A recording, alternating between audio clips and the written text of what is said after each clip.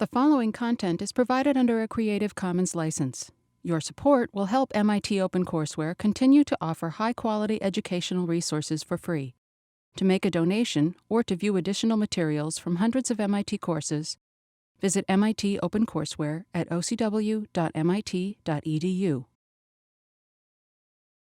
Today's topic is workforce planning, and we have Professor Nigel Wilson, who sort of is the father of the Transit Lab here at MIT and of this course. He's sort of the master of everything related to transit and applications of transit data to operations, planning, and strategy.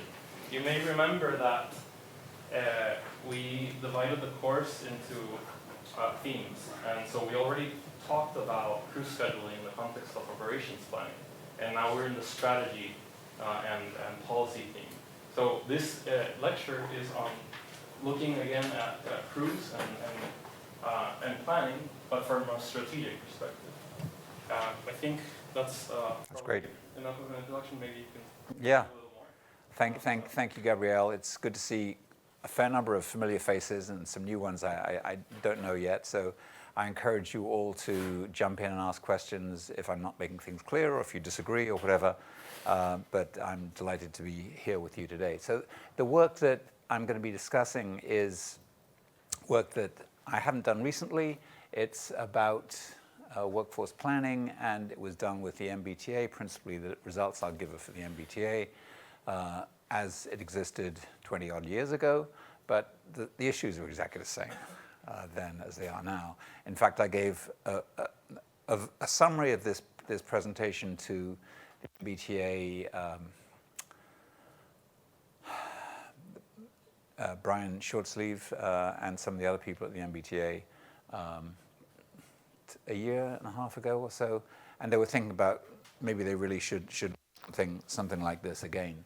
So what I want to discuss the problem in general, the approach that we've taken to this, and then look at three different levels of the problem. One is the strategic level, which is the long-term view, which fits in with Gabrielle's statement about the theme of this part of the course being on strategy. Then the tactical level, which is shorter range, and then the operational level, which is really short range. And these are all tightly connected and interrelated, as I hope I'll be able to explain to you. Okay, so the challenge that we have in this part of the operations planning process, if you think of it that way, is we want to provide good service. We've got hopefully a decent operating plan that we've developed, and want to make sure that the service that's delivered is reliable. That requires decent equipment, decent infrastructure, and also a workforce that's motivated and there when you need them, which is pretty much every day. So the operations plan, you've all been through this at this stage in the course, so you know what goes into the operations plan. So what comes out of the operations plan are a set of schedules, timetables, runs, or duties for operators to perform. And that requires a certain amount of workforce. So, excuse me for using the term manpower, but it's sort of the workforce that we need. So if you don't have the right level of workforce available on a particular day or at a particular time on that day, then you've got a problem potentially.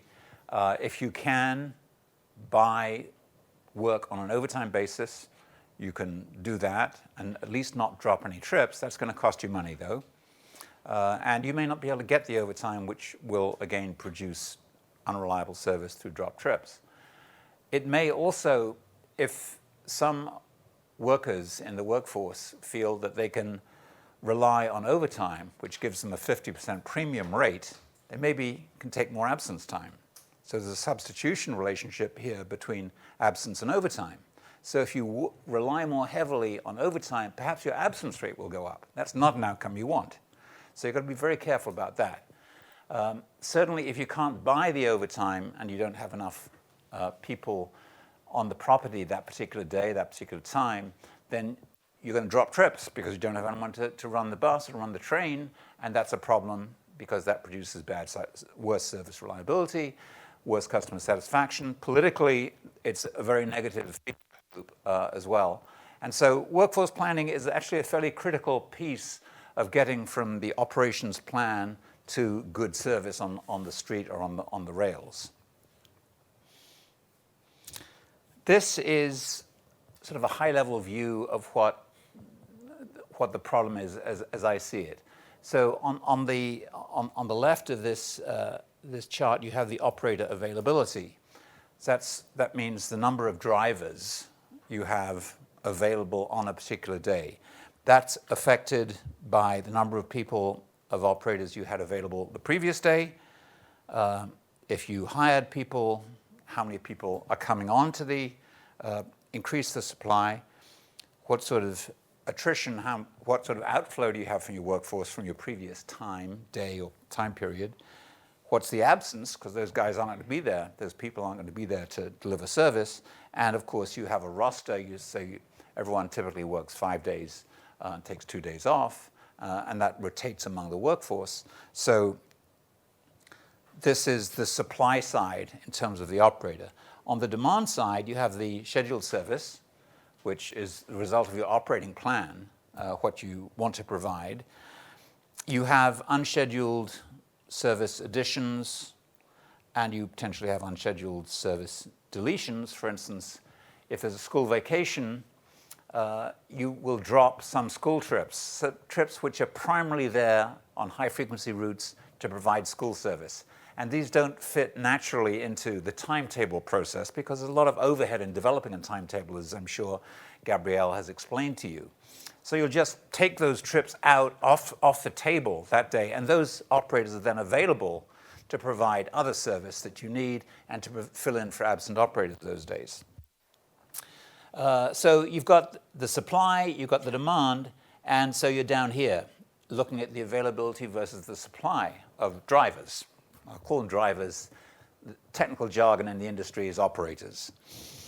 In a perfect world, you'd have an exact balance between availability and demand, and you have no additional cost, and you've got someone to cover every trip. That will never happen. Why? Because the operator availability is stochastic. It's uncertain.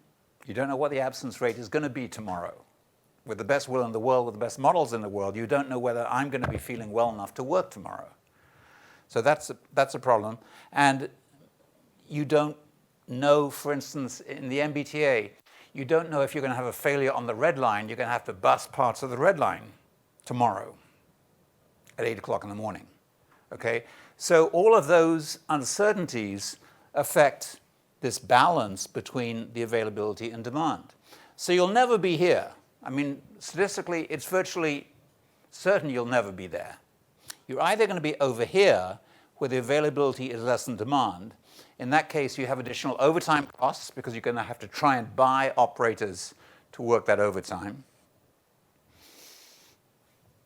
And perhaps more seriously, you have the risk of dropping trips if you can't persuade operators that they should work the overtime that day.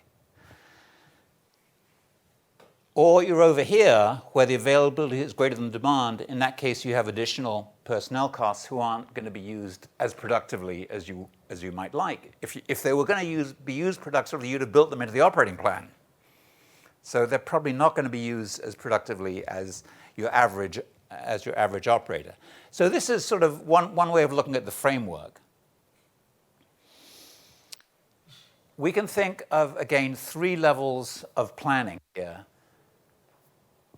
At the strategic level, this is typically looking at a 1-year or even longer than 1-year horizon. So it's not strategic in terms of infrastructure, it's strategic in terms of operations. So that's how many people will we need in the driver workforce over the next 12 months? And how do we get a hiring plan that will give us the right number of people throughout the year? How do we allocate our vacations? We have a certain vacation liability. If I'm a 20-year employee of the MBTA in the Carmen's Union, I probably have about 5 weeks vacation time over the year. So I get my 5 weeks, but the MBTA management decisions include when to provide the vacation allocation. So you may have an overall vacation liability of 2,000 vacation weeks. So the question at the strategic level, how do you allocate those 2,000 weeks of vacation liability over the course of the year? And there are good ways of doing that, there are bad ways of doing that. I mean, if you give vacation liability when people don't want to take vacations, what's likely to happen? Your absence rate's going to increase. So you really want to give vacations when people want to take vacations. But you don't want to give them so much vacation when they want to take vacation that it really costs you a lot more money. In that case, maybe taking a higher absence will be a better way of dealing with that. So there are really important questions on how to meet the vacation liability. And this is the timetable. We've decided what we need in terms of providing decent service. And then at the strategic level, I'd also include personnel policies. So as I think you all know, in many agencies, including the MBTA, you have a mix of part-timers and full-timers. In the MBTA, you have Management Rights Act, which I'm sure you've heard about. Maybe Fred will talk about that next week. It's a very interesting topic, and Fred will make a meal of it. I guarantee that. So the MBTA management was given these rights by the legislature 36 years ago. And so they cannot negotiate about not using part-timers. That's not part of the contract negotiation. That's a right they've been given by legally.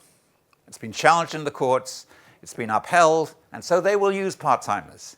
They've decided to use part-timers in a way that I think is very unproductive. They use part-timers as apprentice full-timers. And so someone suffers through perhaps 5 years as a part-timer at the MBTA in order to reach nirvana of being a full-timer at the MBTA. Well, that's one way of doing it, but I'm not sure that's the best way of doing it. Perhaps what you're doing is you're making these part-timers suffer for 5 years, if that's how long it takes to get promoted from part-time to full-time status. So they're sort of unhappy for that 5 years because that's not what they want. And it's pretty miserable working conditions. They don't get full benefits, and typically they work a 6-hour day spread over 13 hours. So covering the AM peak and the PM peak, and they're doing nothing between the AM peak and PM peak. You hope they're not in bars, but they're certainly not doing anything productive with property. So that's the way the MBTA decided to use the management rights they were given by the legislature. I don't think that was a good decision. If you have separate AM part-timers, might you be able to increase your workforce? I think so. You have people, shop clerks, who don't really start work until after the AM peak, who might be very interested in supplementing their shop clerk job by having an AM peak driving job. And similarly, in the PM peak, you probably can increase your labor pool with people who are not interested in a full-time MBTA driver's job, but they would be interested in just a sort of a guaranteed 3-hour piece of work every day. So there are lots of different ways of implementing this, and I'm pretty sure the MBTA didn't do it optimally. So that's what I mean by personnel policies. So all of these are at the strategic level. At the tactical level, what we're making decisions on is the time horizon is typically one timetable. How many timetables does the MBTA have per year? Yeah, 4. So you're making these decisions running up to each timetable, the start of each timetable period. And the main decisions are the staffing. You sort of got your workforce fixed, and you're deciding how to allocate them across depots or garages or rail lines and by days of the week. Those are the tactical level decisions you're making. Those, it turns out, are actually quite important. If you make poor decisions, then you're going to be providing less reliable service or more expensive service than you otherwise would. And then at the final level, your operational level is, here we are, 4 o'clock on a Thursday. At 12 o'clock today, so 4 hours ago, the MBTA was deciding when to ask each extra board operator to show up for work tomorrow if they didn't have a guaranteed assignment. Okay? So there are unexpected absences that will occur tomorrow. You don't know when they're going to occur.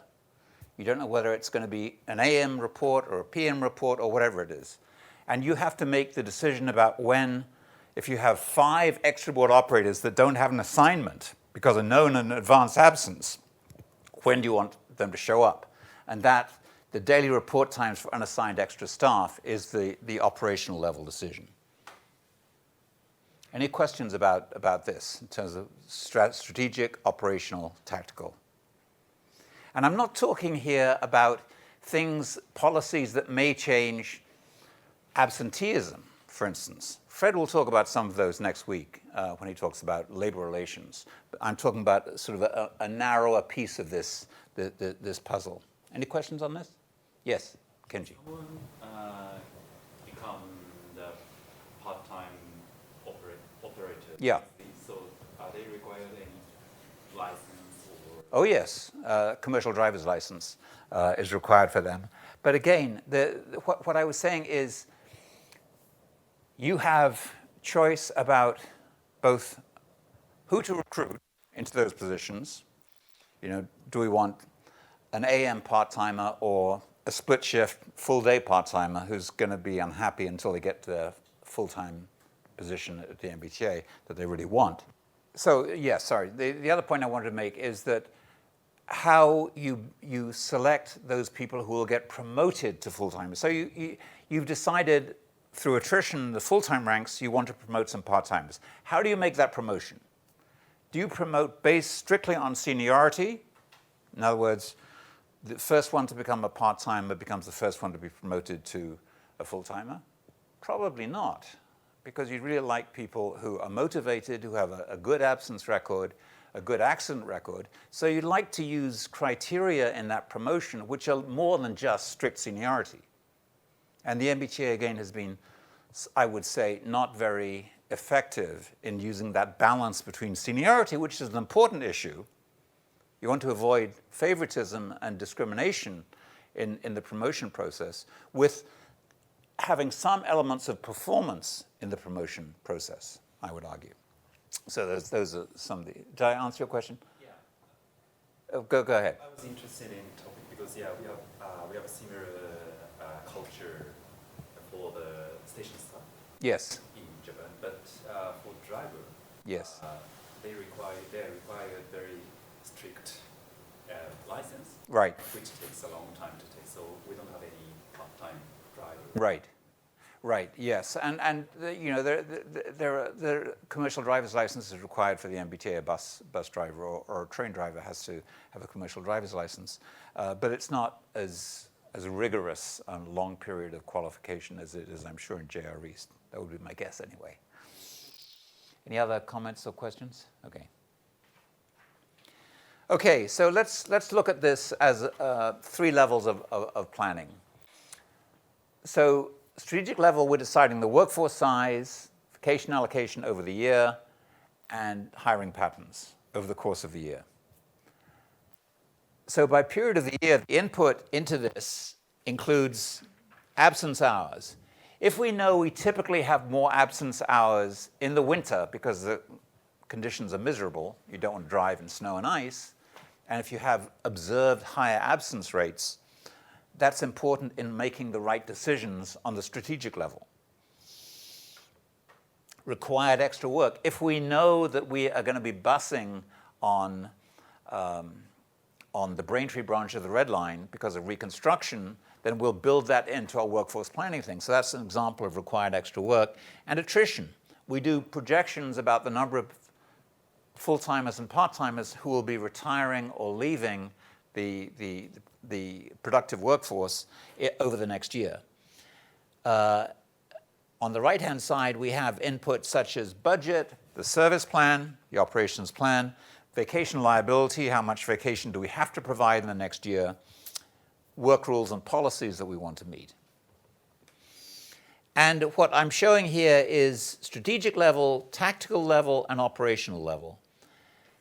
So, and what you'll see is these downward arrows from strategy to tactics to operations, and the upward pointing arrows back up the chain from operations to tactical to strategic. So let's explain each of these arrows. The downward arrows represent constraints on your decisions.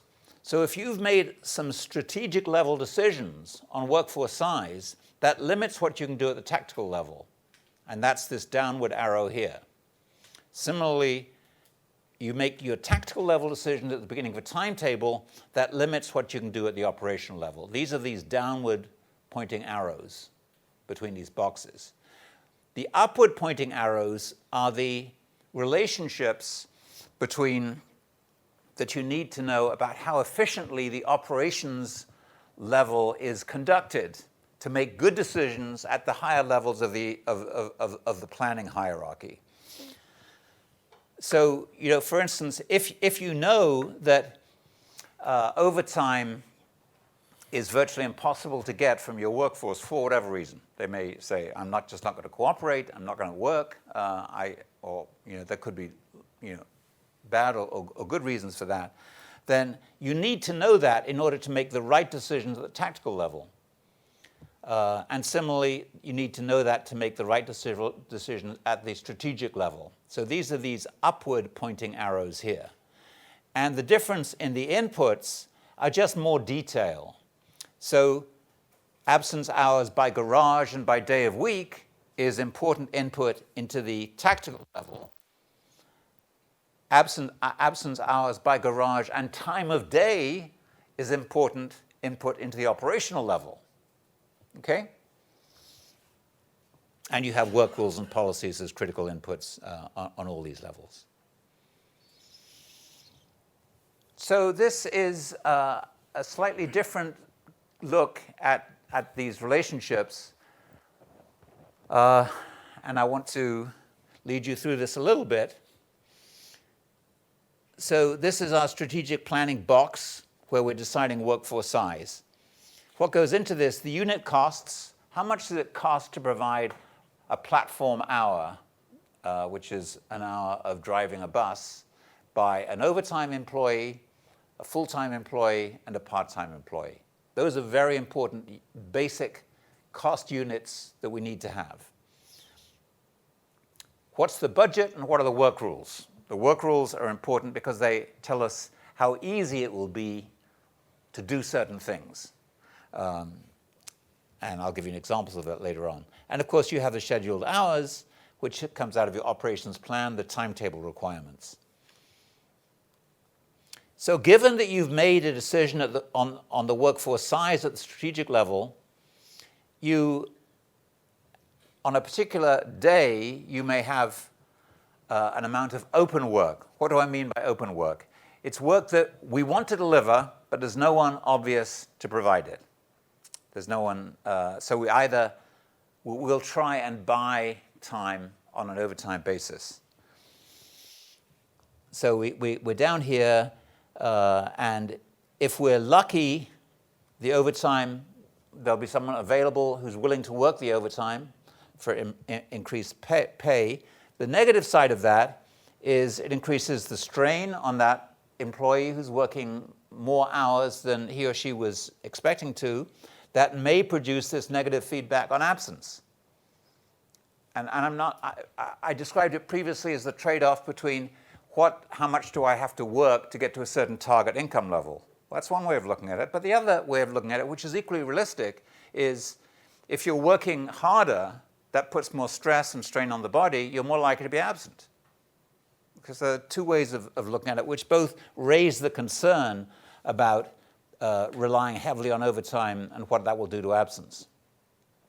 Again, over here, if you can't get the overtime, you're going to be dropping trips, so reliability suffers, negative effect on service reliability, service quality. Presumably that will affect ridership if it goes on long enough, and that will affect your operating plan because your ridership's down, and so there's that feedback as well. So this is sort of another way of looking at the framework.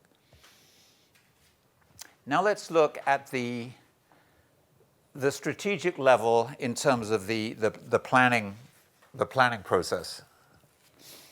What I've shown here is a month, as was said, 4 seasons in the MBTA. Some agencies have more, some have less. Winter, spring, summer, and fall.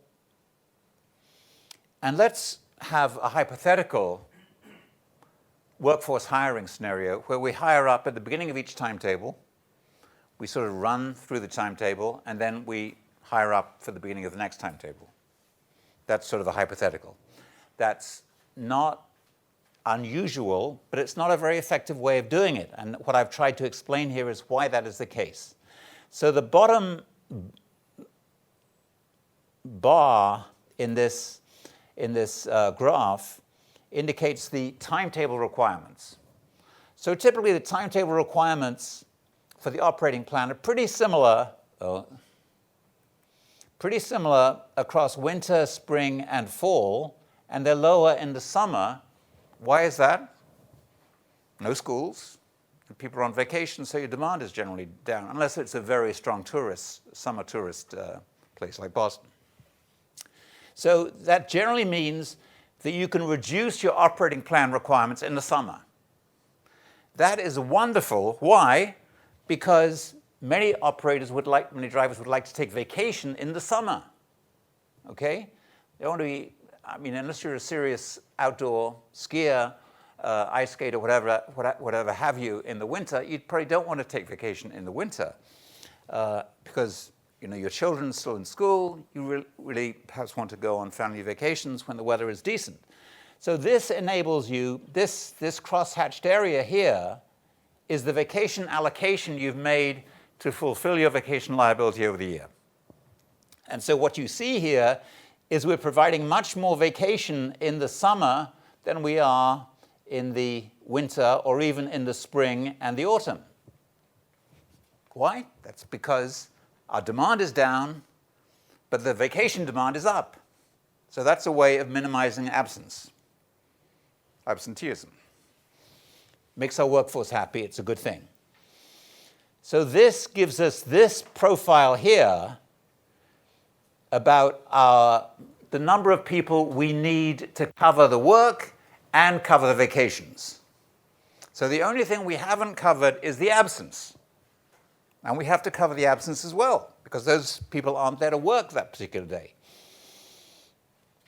So typically, if you did this, you hire up at the beginning of each timetable model that I talked about, what you'd have is something like this in terms of the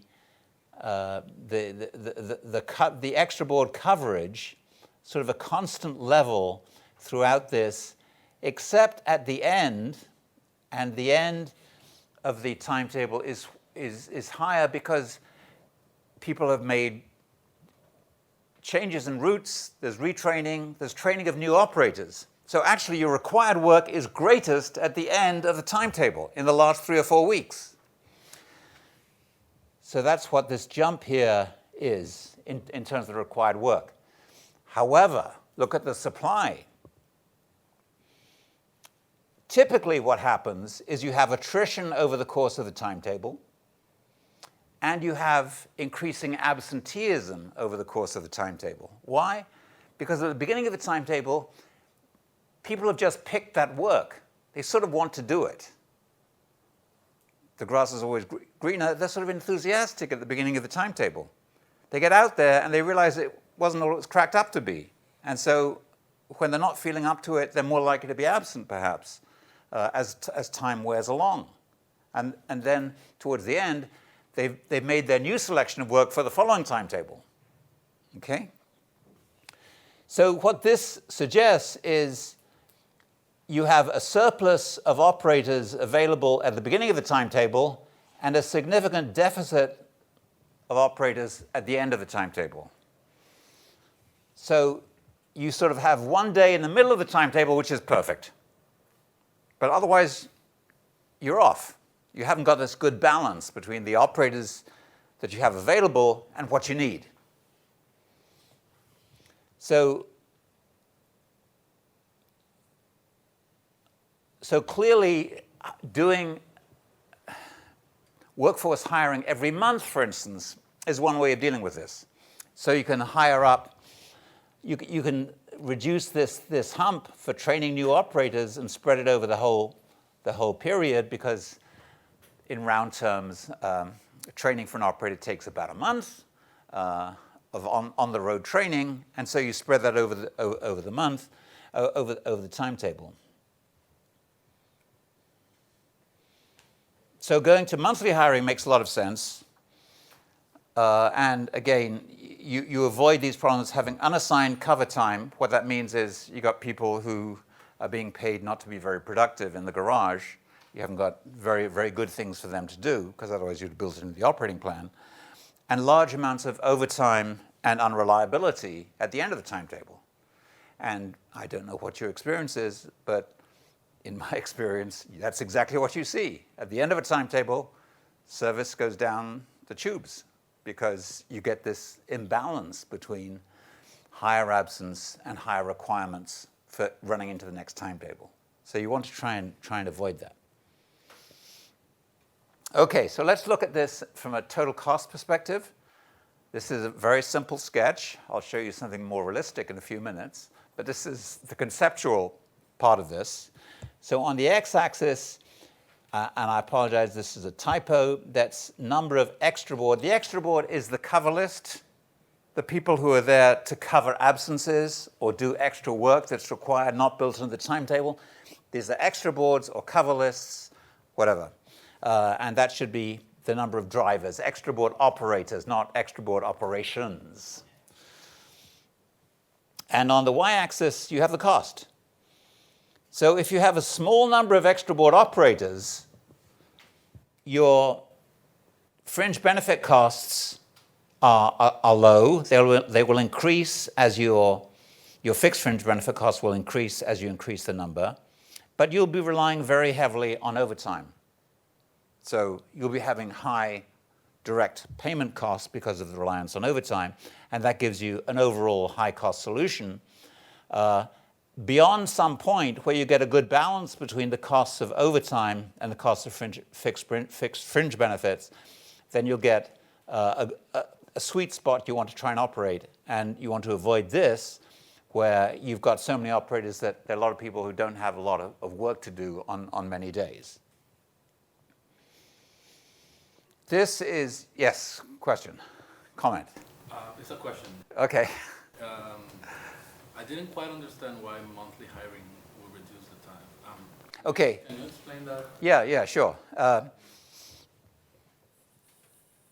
Okay, so it will first and foremost take care of this hump at the end of the time. Sorry, yeah, thanks, Gabrielle, for reminding me. It will take care of this hump at the end of the timetable. If there really is an extra requirement for work at the end of the timetable, you can hire up for that a month before. So if you think of this as a sawtooth pattern, okay, which is what it is, you've got attrition and then you've got a bulk hiring. If you reduce the periodicity of the saws, the gaps, you'll reduce the imbalance, the integrated imbalance between the requirements and what you need. So that's in essence what's going on here. Thanks, good question. Okay, so this is sort of the classic schema for analyzing this problem, for modeling it. So here on the x-axis, we have number of scheduled runs. This is for an organization that sort of looks a lot like the MBTA. And it would be this histogram here is the cumulative distribution for number of absence days in the previous period. Okay? So now we're running into the summer timetable for the MBTA.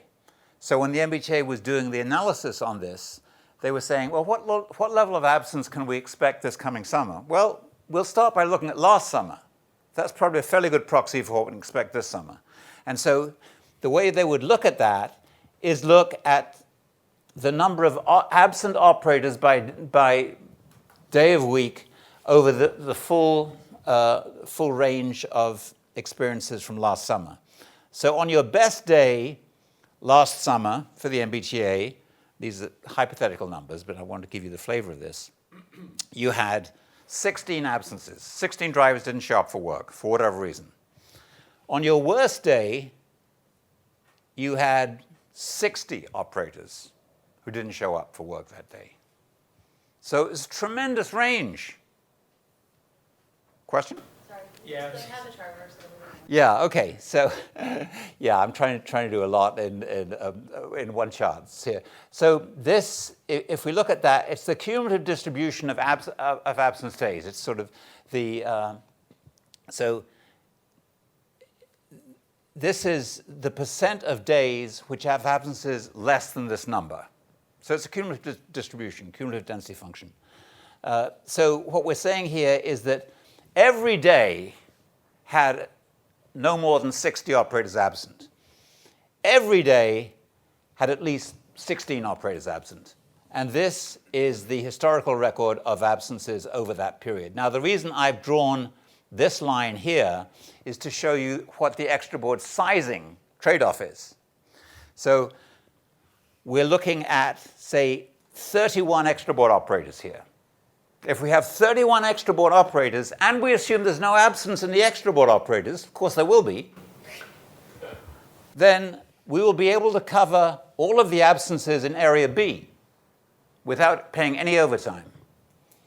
But all of the absences on days in Area A, we'll have to pay overtime for, and we'll have to deal with reliability drop trips on those days. So the first point I want to make is this is a very simple model, but it's very useful. It provides a lot of insight into how you make these decisions. The first point to make is, my God, that's a lot of variability. From 16 to 60 operators absent on different days of the timetable. So probably some of that is systematic. So some of them, probably you have maybe higher absence on Mondays and Fridays than you have on Tuesdays, Wednesdays, and Thursdays. So you probably want to do this analysis at the day of week level. Okay? Maybe you can group Tuesdays, Wednesdays, Thursdays. Maybe you can group Mondays and Fridays. But the principles are the same. So there are different ways of classifying days to reduce the variance. But you're basically going to have this sort of trade-off between your sort of deterministic number from this cumulative density function, cumulative distribution. Is everyone comfortable with this? Because this is important. Yeah. Just curious about so this, we're obviously talking about public transportation here, but yeah. I'm thinking of delivery companies might Yeah. be very similar. Yes. Yeah. Consulted by them for this type of work? I don't personally, but the problems are very similar. And the airlines have very similar problems. I was on a trip not too long ago where I was delayed at Logan Airport for an hour because they had an unexpected absence. Their reserve crew member happened to live in Nashua, New Hampshire, which a lot of airline pilots live in because it doesn't have any taxes in that state. And they had to drive down in the peak hour to get to the plane. I was delayed for an hour. So that's so every industry has the same sort of problem when it's a transportation industry where the shelf life, you don't have a shelf life. It's not a production process, it's a service, and you have to deliver it at that time in that location. So there are similar problems. Again, it's not totally dissimilar from staffing in hospitals for nurses, for doctors, everything like that. So there's a whole class of problems here which are quite similar. And I'm just presenting the particular variant of this for the transit industry. Other questions or comments on this? Yeah. Access mislabeled here. Should it drivers not schedule those? Sorry. No. These it could be mislabeled. what I'm trying to say is these are the number of scheduled operators who are absent on that day. That's what it really means. Okay? Runs for which the scheduled operator. Yeah. So the analysis is the sort of full day for a full-timer.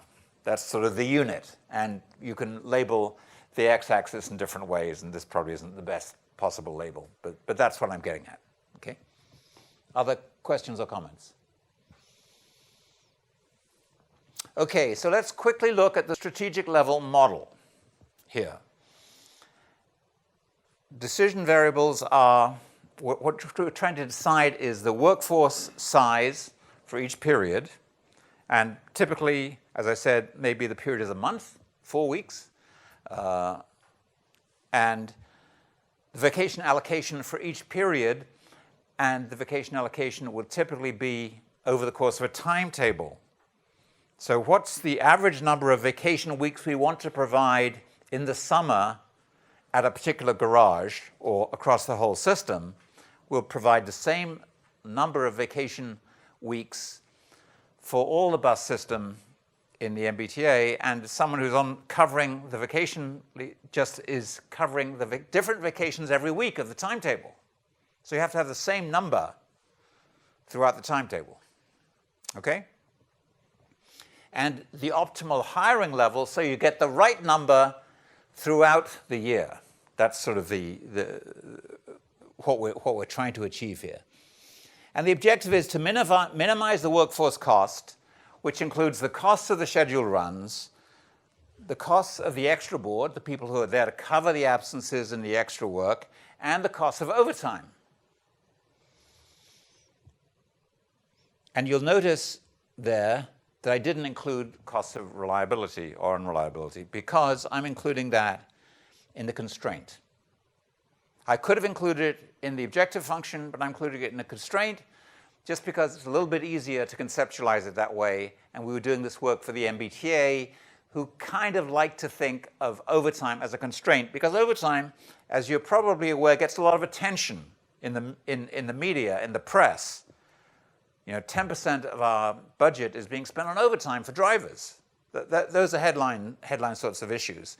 So the MBTA and transit agencies generally are sensitive to the level of overtime. That's why I structured this as a constraint rather than as a multi-objective function, term and multiple objectives. Constraints we need to meet: vacation liability, overtime, service reliability, part-time operator constraints, and any other policy constraints that we want to can be included in this optimization problem. And the reliability model that we have is basically this. So what this is saying is we have open work. What open work means is we have work we want to do. We don't have anyone who's going to be willing to do it without paying overtime. That's what I mean by open work. It's work that there isn't a regularly scheduled employee available to cover. So overtime is available. If an operator is available and willing to work overtime, you come down here and overtime is worked. That may produce more absence, may have those negative feedback effects, but at least you've delivered the service that day.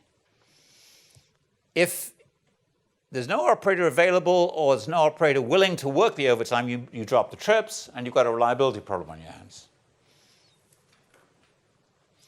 This is don't worry about the individual points there, but this is showing for the MBTA, for the bus network on the MBTA, on the x-axis, the open work. This is for a particular timetable, system-wide for the bus, and the number of missed trip hours that were incurred that day. So each point here represents a day of operation on the MBTA bus system. And so this particular day, you had close to 300 hours of open work, and you dropped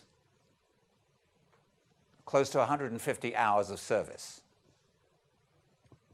And if you do an OLS regression on this, this was the best fit we got.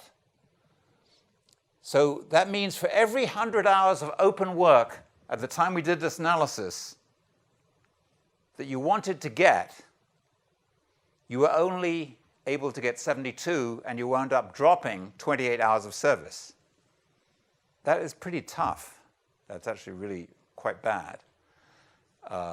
By comparison purposes, I've done other work in Montreal, Ottawa, and Toronto, which are pretty good, more or less East Coast properties in Canada, and they're never more than 10%. So there's something not being done very efficiently in the way the MBTA covers their overtime. And I think part of this is probably over-reliance on seniority, again, and probably not doing enough advanced planning and making too many efforts to contact. What do I mean by not relying too much on, by relying too heavily on seniority? How many phone calls do you make to the most senior operator who might be available before you say, he or she isn't going to do this work, and you go to the next person on the list? And how much advanced planning do you do to make sure that you've got a set of operators who are really going to be available if you have a need for them at 9 o'clock tomorrow morning? Those are the things that you can do to try and reduce this 28% missed trips to 5 or 10% missed trips, which would be a much better situation for everyone concerned.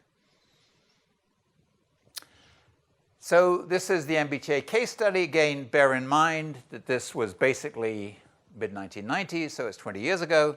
But also, believe me, nothing much has changed in this regard at the MBTA. I'm not saying nothing's changed at the MBTA in any regard over the last 20 years, but certainly in this regard, nothing much has changed. And I think there are still some of the same problems that I'll talk about here still in existence, which is sad for me to admit because obviously I was trying to help them and didn't succeed. So at that point, the part-time workforce was sized to about 40% of the full-time workforce. That's a little bit lower now, I believe. There's a large variability in required work hours. So what do I mean by that? The mean daily absence and extra work required, this is apart from the timetable.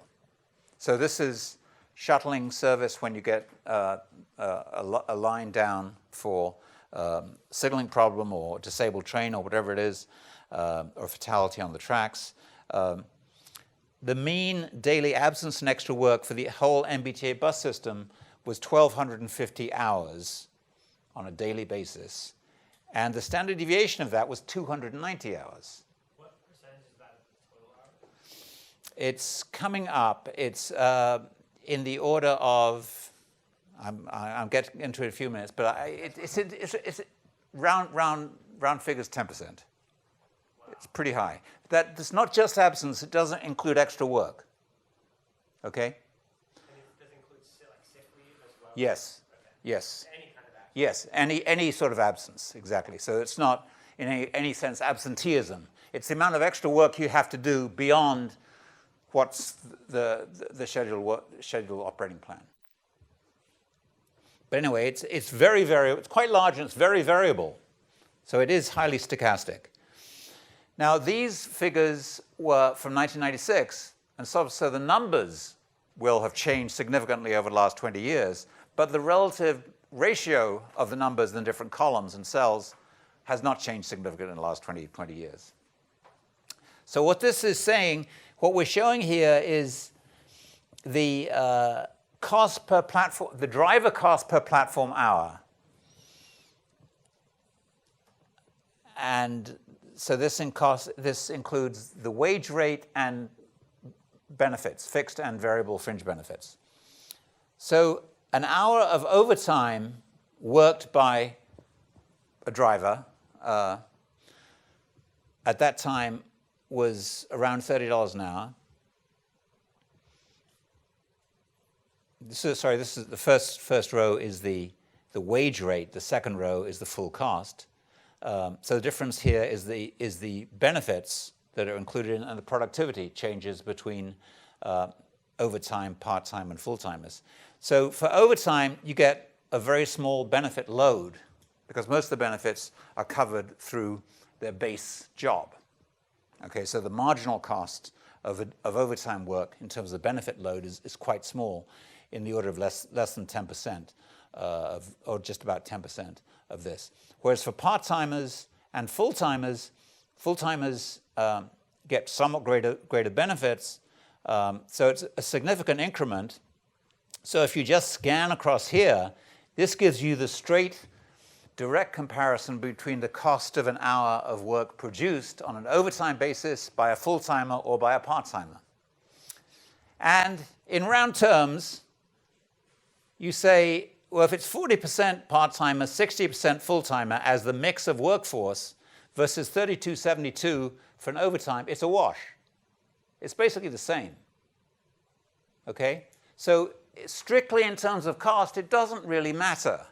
It matters a lot if you have far too many people, but it doesn't matter too much in terms of the cost if you have about the right number or slightly less than that number.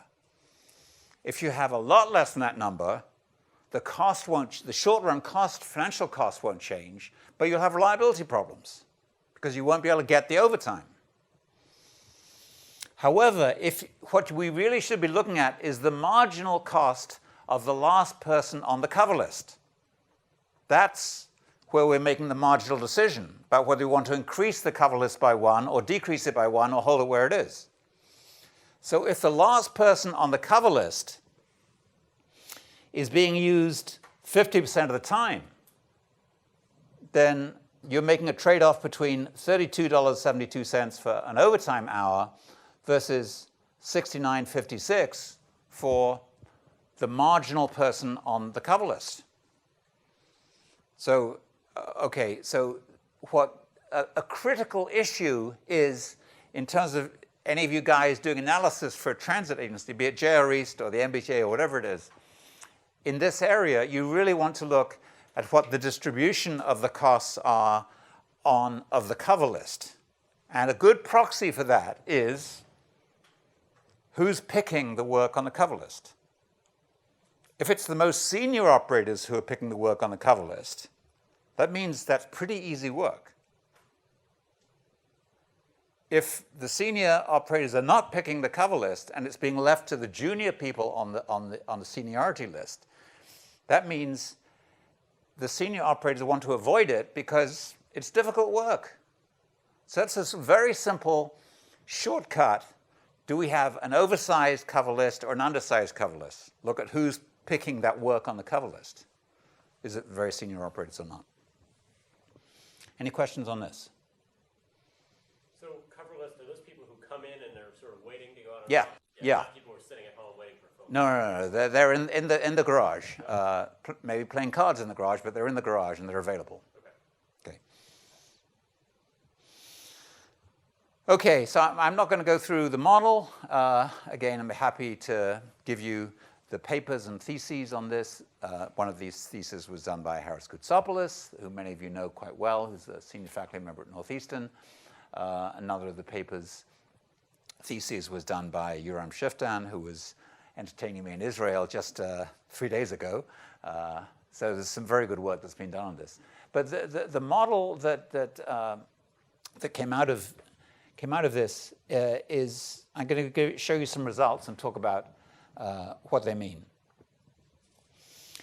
What this is showing is, under different scenarios, the number of full-time operators, the number of part-time operators that produce the optimal solution, the overtime as a percent of the full cost. The full cost, $96.4 million in this case per year. That's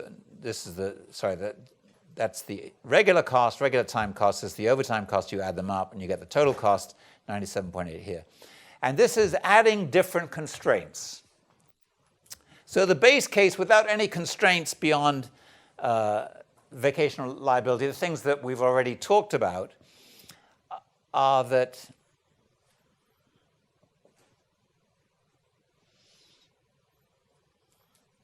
the cost of the MBTA bus drivers should be about 98 million. These are $1996 again, about $98 million.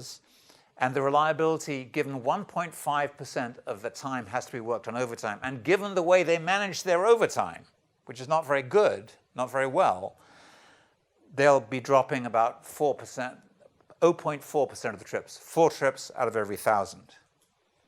That was their existing level of unreliability in terms of dropping service. So that's the base case numbers. You could then add different constraints. If you add a constant hiring constraint, which means that we hire the same number of operators every month over the course of a year, and we don't allow it to vary from month to month, what does that do? It makes it easier for the human resources folks. It makes it easier for the training people because they know what their load is going to be throughout the year. And in fact, you can incorporate that single constraint with zero impact on the budget or reliability. So the solution is exactly the same. We've just juggled vacation liability between different periods. Okay? If we wanted to have a constant vacation as a policy in the organization, we add that as a constraint, so the same amount of vacation throughout the year, then that would result in about a almost $2 million increase in the total cost of the MBTA bus drivers. We'd have less overtime, and so our reliability would improve to dropping 2 trips out of every 1,000 rather than 4 trips out of every 1,000. And if we included them both, the constant hiring and vacation, which I don't think you'd want to, but this is just to show what you can do with this sort of model, then that would increase the budget by an additional $1.5 million a year. And because you'd be relying less on overtime, you'd be having even more reliable service. So it gives the MBTA managers a sense of the trade-offs here, but between the size of the workforce, optimally structured over the course of the year, and reliability and overtime. One different set of results here. This is showing, okay, so what happens if we change the level of the overtime constraint? So the base case here is 1.5% overtime as a constraint.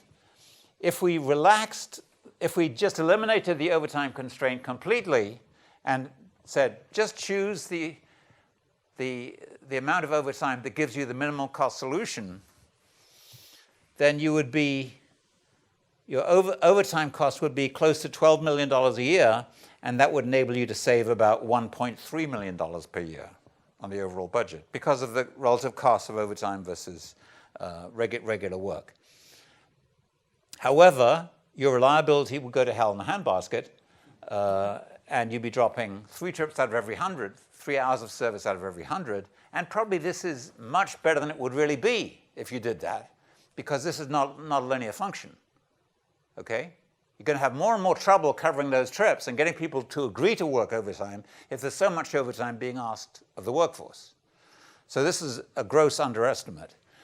But if you looked at 5%, which is still pretty high, then it would you'd save, in theory, about $800,000 a year, less than $1 million a year, and your reliability would decrease significantly from dropping 4 trips out of every 1,000 to dropping 120 trips out of every 1,000. 12, from 4 to 12. And then if you tighten the overtime constraint for whatever reason, then this is what it would cost you. It would cost you about $500,000 a year. And again, you get some improvement in reliability. So these are the sort of uses of the model that you can use to inform management decisions about how you structure your hiring process and training process and extra board size. Okay, that's all I want to say on the strategic level. Any questions? Yes. Do you have a sense of how difficult it is, or how costly it is to hire additional new drivers? Yes. So there is a training period. the MBTA, since Fred was secretary, has had a lottery process for selection of new employees, and every agency, including the MBTA, has a pretty rigorous testing procedure you have to go through to get to the point of being hired.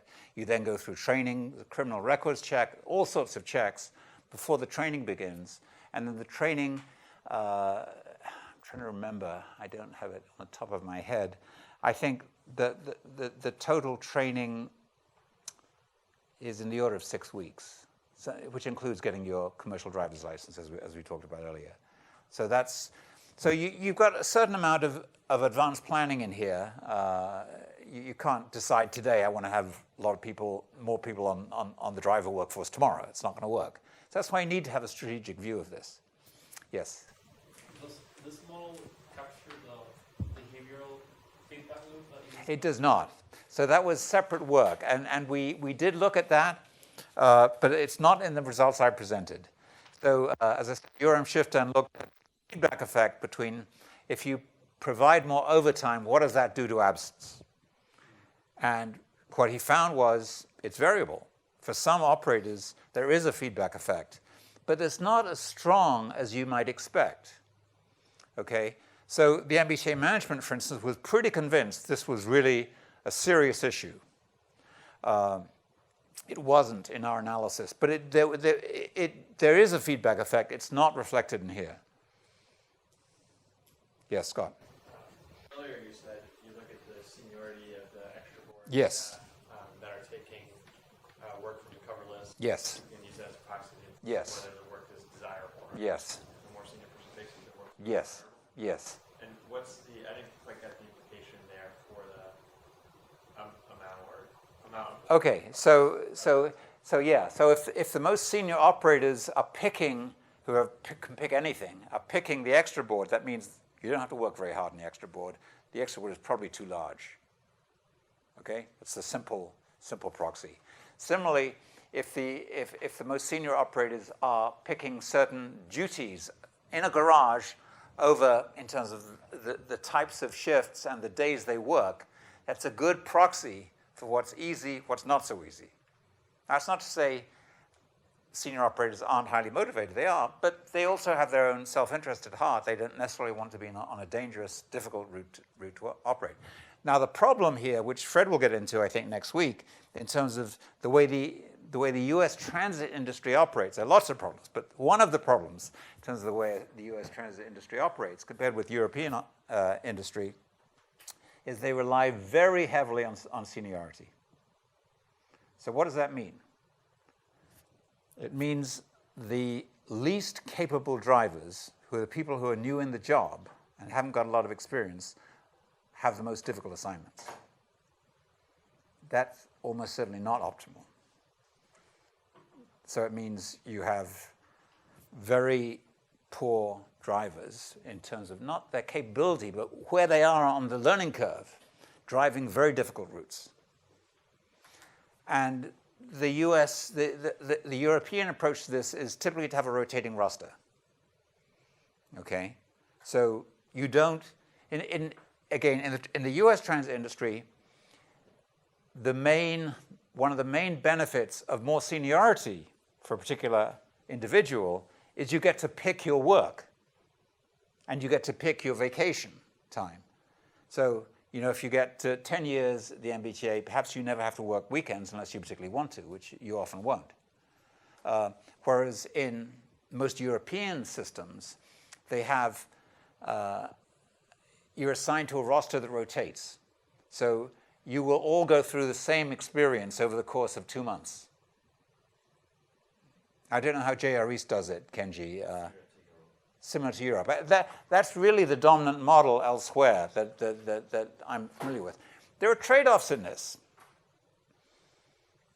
So one of the trade-offs is that if you use that as your main motivation for keeping people on the workforce, you want to keep your good operators working, you don't want to have to replace them, you can either pay a wage rate incentive for longevity, which is more common in other agencies around the world, but it's not very common in the US.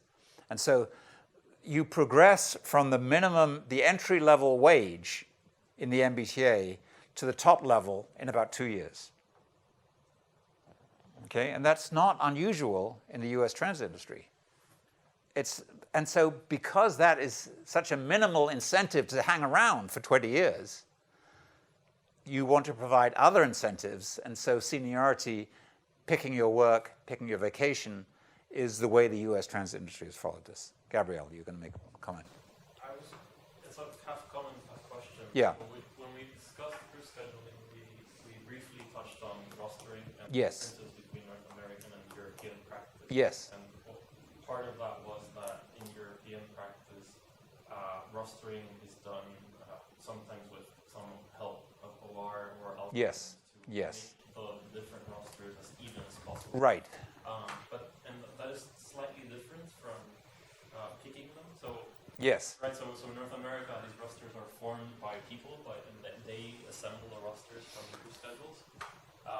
Is that correct? Well, the roster, as I'm describing the roster, is the rotation, if any, of the work that's done among individuals over the course of a period, maybe a timetable or 2 months. If you have a rotating roster, that means everyone in this group goes through the same set of driving responsibilities over the course of a 2-month period or a timetable. In the US transit industry case, you don't have any rotation. You don't even have a roster. So you're there, you do the same trip every day if you show up. If you don't show up for work, you don't do the duty. So it's a trade-off. I personally don't, maybe it's my European roots, I kind of tend to prefer the European approach to this than the US approach to this. Okay, let me quickly jump into the tactical level. So here we're going into the summer timetable at the MBTA in about a month's time. And so we'll be deciding, we know how many drivers we have on the property. What we're deciding now is when to assign the work on a daily basis and how many operators to provide to Lynn versus Quincy versus Arbor Way versus Cabot, the different depots in the system. And again, so we're allocating the extra staff, these floaters, by garage and by day of week. And so we want to know the absence level on a more detailed basis here. We have basically the same sort of issues and concerns, just at a more detailed level of analysis. And we can either use a heuristic or optimization for this. And heuristics actually give you a very good solution because it's much simpler.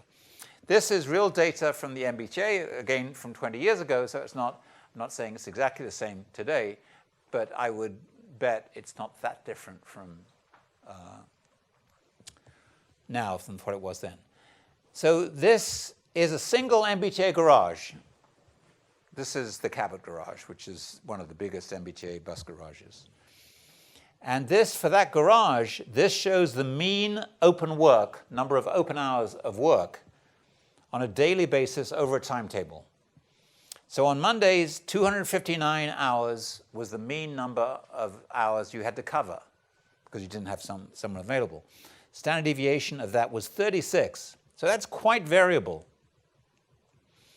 Tuesday and Wednesday is lower in terms of absences, also quite variable. Thursday and particularly Friday is much higher and also even more variable. So following our analysis principles, the cumulative density function, then you would expect to want to allocate your workforce, your spare workforce, reflecting the level of absence. But no. The MBTA was allocating their extra board exactly equally across all days, all weekdays. 20 extra board operators on Monday, Tuesday, Wednesday, Thursday, Friday, Saturday, Wednesday, Thursday, Friday, lower levels on Saturday and Sunday, but the same percentage, independent of the observed level of difference in absence or extra work required on those days. the model showed that if you optimally reallocated the same level of resources, basically the same level down here in terms of operated days, you provide more cover on Fridays, on Mondays, and at weekends, and less coverage on Tuesdays, Wednesdays, and Thursdays, reflecting the absence patterns. That's optimizing at the daily level for a particular garage. So, and at that point, they weren't using part-timers. They were using part-timers, but it wasn't, they weren't, the part-timers were not on the extra board and not being used in quite the same way that they are now. So, and what you get out of this is the expected overtime hours over the whole timetable, recognizing the variability on a particular day, is the expected level of overtime hours is over the whole week is 140 hours versus 99 hours. So you're saving about 25 to 30% of your overtime costs just by reallocating your existing workforce more effectively across days of the week.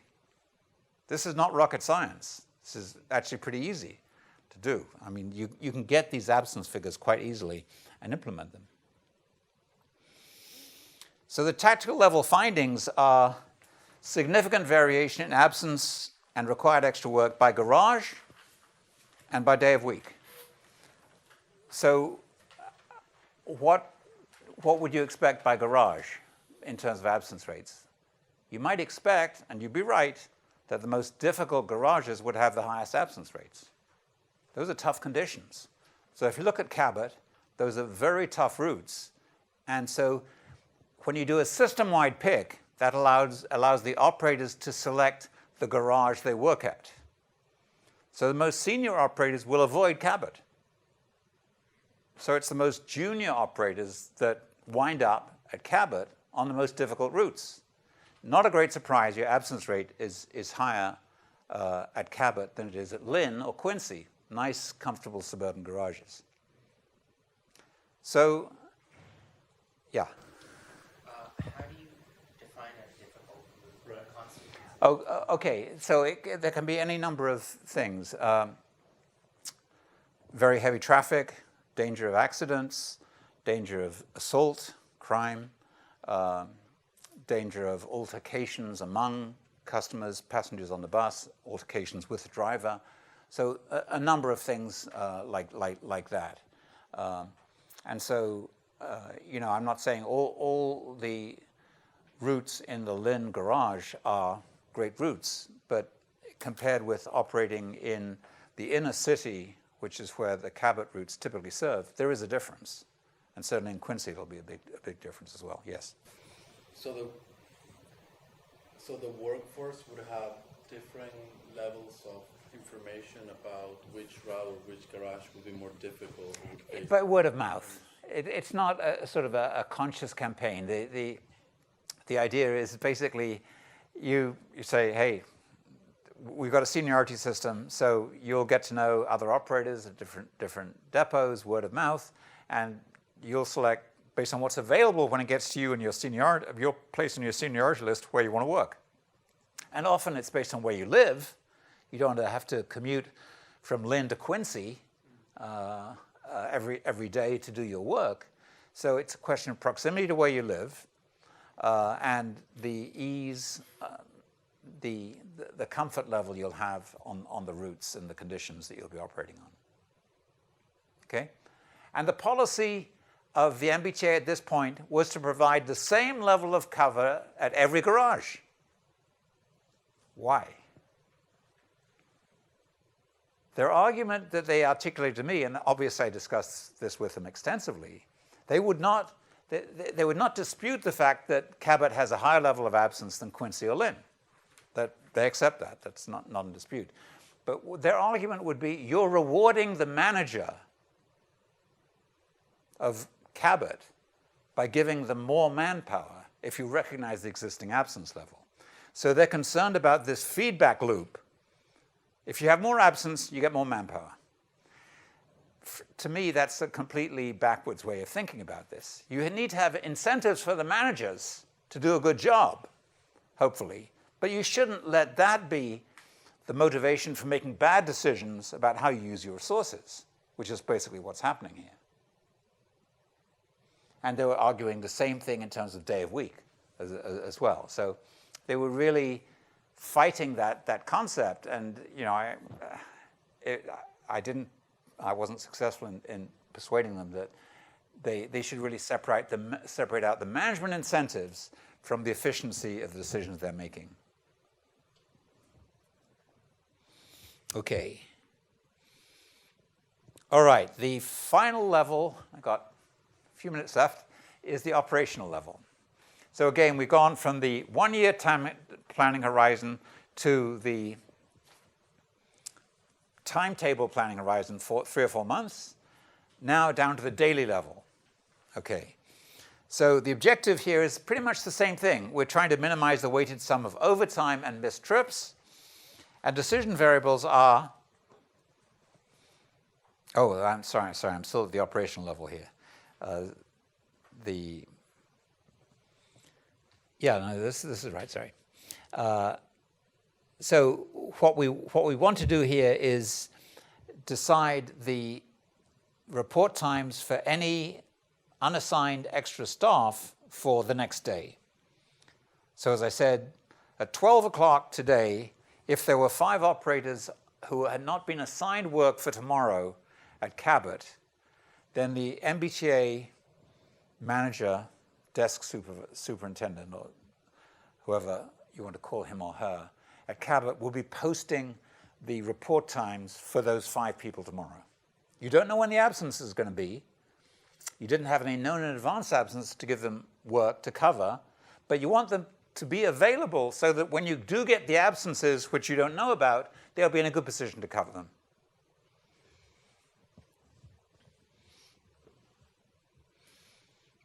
And so this gets into the most detailed level of this. So it's not just a question of having the right number of drivers available on a particular day.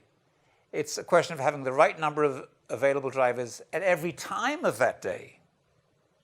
That's the problem we're dealing with here. So again, much more uncertainty about how the absence is at 9 o'clock a.m. versus 5 o'clock p.m. And what this is showing is this glorious concept. It used to be called slop overtime. The MBTA didn't like the term slop overtime, so it's now excess overtime. So you have regular overtime, which is just you didn't have enough personnel on the payroll, and so you had to buy overtime if you're going to deliver the service. Excess overtime is where, in theory, you have enough people to cover the needs, but they're not available when you want them to be, because you couldn't make perfect decisions about when they should show up to make sure they're productive. So here I'm showing, here this is time of day from 5 a.m. to 1 a.m. the next morning. This shows the open run profile, okay, like that. Sorry, this is the open run profile like this. And this is the available cover profile based on your report time decisions, like this. And so what this shows is that you have these periods here and here and here where you had more operators available than you had work to cover. And so that means that there were other periods of the day here and here and here where you didn't have enough operators. You had the right number on the whole day, you just didn't have them at the right time in the day. And it's not just you made bad decisions, it's that this is stochastic. You can't make perfect decisions. So you've got to expect there's going to be some excess overtime built in here. And this is the excess overtime curve, and I will wrap this up in 4 minutes, I promise. I may not go through everything, but I'll cover most of what we want. So this, on the x-axis, is the available cover minus the required cover. So again, if it's a perfect balance excess cover minus required cover is 0, because you had a perfect fit. But what that gives you is the greatest number of excess overtime hours, because unless you made every decision perfectly, you're going to have excess overtime hours. If you go way out here, you had far more people available than you needed. So you shouldn't have any excess overtime, even if you make lousy decisions. You put them out any time, they'll be covered. And you put them out, if you have far fewer people available than you require, you'll be out here, and you shouldn't have any excess overtime either, because you don't have to be very good to make decisions which will have these people be fully employed. Okay? So it's when you have this exact balance, you have to make every decision perfectly to avoid excess overtime, and you're never going to do that.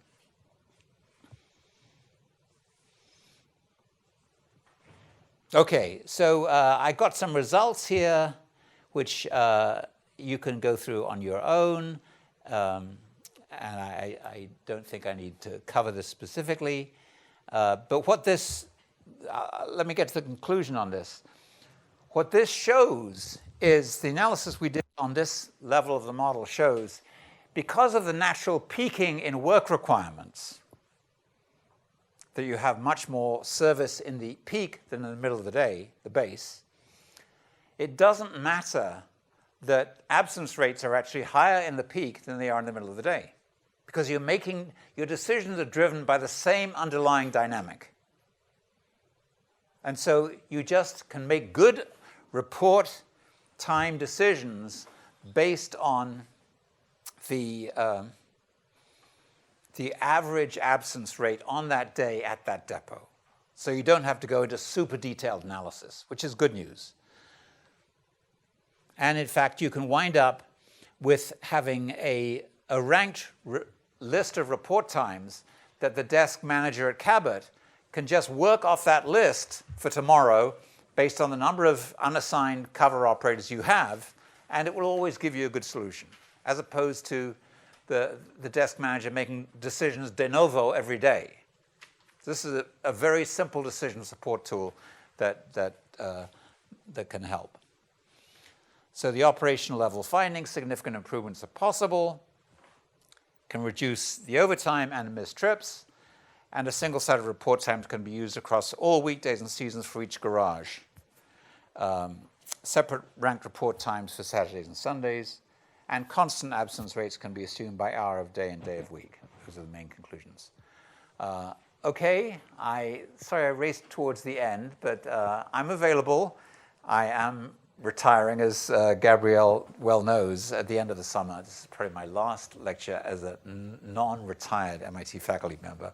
It's been fun doing it with you, and I'm around, and I will be around after the end of the summer as well. Just I won't be being paid by MIT.